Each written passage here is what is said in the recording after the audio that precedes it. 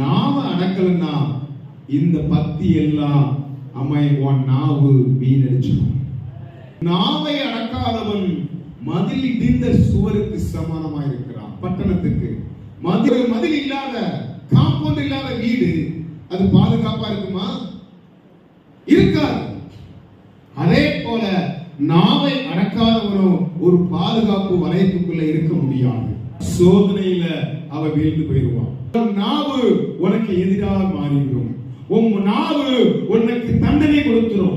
உன் நாவு உன்னை கொண்டு போடும். பவுல் சொல்றாரு, நான் நலமானதையும் பேசாமல் அமர்ந்திருந்தேன்.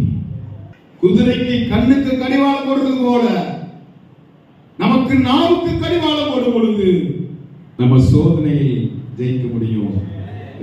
எழுந்து நிமிர்ந்து